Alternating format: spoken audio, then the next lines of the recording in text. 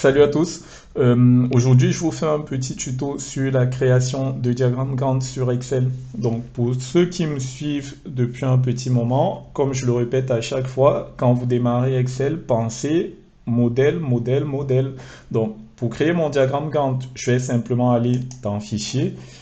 Je vais aller rechercher dans les modèles existants, modèle, diagramme Gantt. Voilà, je vois qu'il y a différents modèles qui existent. Moi, mon modèle préférentiel, celui que je préfère utiliser, c'est celui-là, donc diagramme Gantt agile. Donc, on peut choisir un autre modèle si on le souhaite, mais moi, je vous recommande le diagramme Gantt agile.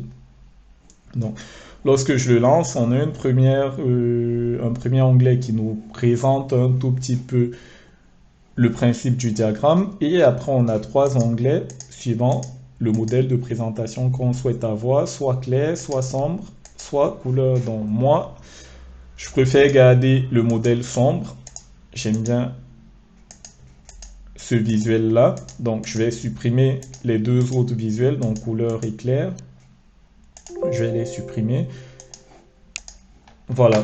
Donc dans mon modèle de diagramme Gantt, j'ai différentes informations, dont le titre du projet. Je vais mettre Gantt tuto Excel. Le nom de la société, astuce Excel. On peut rentrer le nom d'un chef de projet. La date de début du projet, donc ça, on n'a pas besoin de la rentrer parce qu'elle vient automatiquement récupérer la plus petite date parmi toutes les dates de démarrage de nos tâches. Et ensuite, l'incrément de défilement. Donc l'incrément de défilement, il nous permet en fait d'afficher, de définir la case à partir de laquelle on va afficher notre diagramme. Donc par exemple là, si je mets 1, en ayant une date de début du projet au 11 juillet, en mettant 1, ça va m'afficher mon diagramme à partir du 12 juillet. Voilà. Donc, on peut mettre 10. On peut également indiquer des valeurs négatives et avoir du coup notre diagramme Gantt un jour avant le début de notre démarrage théorique. Ensuite, on a les tâches. Donc, de manière basique, on a deux niveaux de tâches qui sont définis. Mais vous pourrez, si vous le souhaitez, rajouter un niveau 3, un niveau 4. Il suffira juste de venir sélectionner la tâche et d'augmenter le retrait. Donc voilà, je peux descendre jusqu'à un niveau 4. Ensuite, dans les tâches en elles-mêmes, on a différentes informations. Donc on peut modifier des dates. Jalon J0 par exemple. Je modifie ma tâche. Donc, je vais faire ça. Je vais mettre un peu en forme. Voilà, je vais l'appeler l'objectif de fin du projet. Et lui, jalon J0. Là, on va l'appeler tâche 1. Voilà. Bon. Et ensuite, je vais la remonter. Voilà.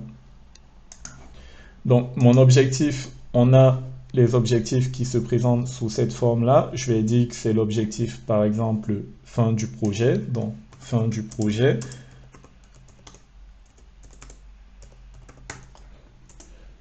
Je vais dire que c'est mon objectif et le nombre de jours, vu que c'est un objectif, on met 1. Et là, je vais dire démarrage le 27 juillet, par exemple. Voilà. Je peux l'attribuer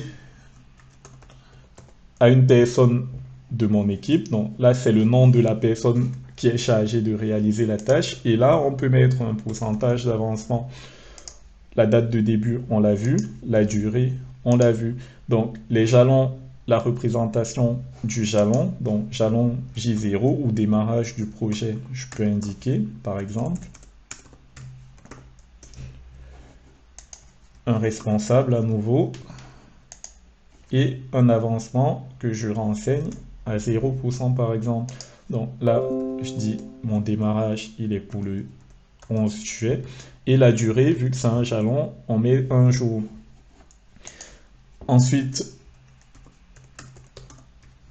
ma première tâche, je vais dire réalisation d'un tuto Excel, par exemple. Je peux définir en dehors des objectifs et des jalons également un niveau de criticité. Donc, je peux dire, indiquer que ma tâche est en bonne voie. Je peux indiquer un risque faible, un risque moyen ou encore un risque élevé. Donc, ce sera typiquement le cas pour les risques élevés des tâches qui seront sur le chemin critique. Donc là, je décide de dire la réalisation de mon tuto est en bonne voie. Je vais également attribuer la tâche à une personne de l'équipe. Donc là, je vais mettre 80%. On arrive presque à la fin du tuto. Pareil, une date de début et une durée en jours. Donc voilà, je vais répéter l'opération pour l'ensemble de mes tâches. Et dernière chose à savoir, bon, on a différentes couleurs pour les différents niveaux de criticité qu'on va choisir. Donc vous avez le bleu pour le faible, un bleu un peu plus foncé pour le moyen et le violet pour un risque élevé. Donc, dernière chose à voir sur ce modèle-là, c'est comment rajouter une tâche. Donc, pour ajouter une nouvelle tâche, c'est tout simple. Il suffira de faire insérer. Donc, comme vous le voyez là, ce sera indiqué à la fin. Il faudra à chaque fois insérer les nouvelles lignes au-dessus de cette ligne-ci. Donc, une fois que j'ai fait ça, je vais finaliser le tuto, par exemple. Voilà, donc je vais mettre une date de début au 12 juillet 2022. Une durée de 3 jours. Et on voit que automatiquement, si j'ai pas attribué de catégorie, c'est en blanc. Donc, on le voit bien là, c'est indiqué dans la légende. Par contre, je vois également que si je rajoute un objectif, par exemple, je n'aurai rien qui va s'afficher. Donc, là, il faudra bien penser à chaque fois qu'on crée une nouvelle tâche à venir, dans un premier temps, copier une tâche existante et coller, faire juste un collage de valeurs sur une autre nouvelle tâche. Voilà. Donc là, je peux également copier la mise en forme. Et là, je vais renommer finaliser tuto Gantt. Et là, désormais, on voit bien que si je passe en objectif, donc je vais rapprocher la date de fin au 11 juillet. Voilà, une durée de 2 jours. Non, voilà, ça n'a pas copié exactement les formules, donc je vais recopier à nouveau. Je vais coller les valeurs et je vais passer en objectif. Donc ça ne fonctionne pas parce que j'ai pas les formules qui ont été copiées. Donc je vais copier à nouveau, coller. C'est bien les valeurs qui sont à copier. Non, il faudrait que je copie plutôt les formules. Voilà. Donc coller les formules. Voilà. Et désormais, si je me mets en objectif, voilà, ça apparaît bien. Et je vais mettre finaliser tuto Gantt.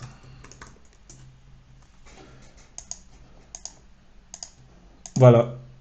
Effectivement, vous voyez l'intérêt de bien penser à copier. Non, pardon. Je vais rentrer une nouvelle, je vais insérer une nouvelle ligne pour vous montrer. Donc, lorsque j'insère la nouvelle ligne, automatiquement, les formules ne sont pas copiées. Donc, on voit bien que là, dans cette ligne, j'ai des formules. Et si je veux avoir ces formules-là dans la nouvelle ligne, donc dans la nouvelle ligne de tâches que je vais intégrer, il faut bien que je pense à venir copier la formule et ensuite je fais reproduire la mise en forme. Et voilà, donc là, si désormais je change ma date de début, et la durée. J'ai bien malgré tout la mise en forme qui se fera bien. Voilà, donc il faudra bien penser lorsqu'on insère une nouvelle tâche à aller copier la formule dans une des lignes qui est déjà existante pour venir l'intégrer dans notre nouvelle tâche. Voilà, c'était tout pour ce tuto sur la création de diagrammes Gantt sur Excel. J'espère qu'il vous a plu. N'hésitez pas à liker, à partager et à vous abonner à la chaîne pour pouvoir profiter des prochaines vidéos. Salut, à bientôt!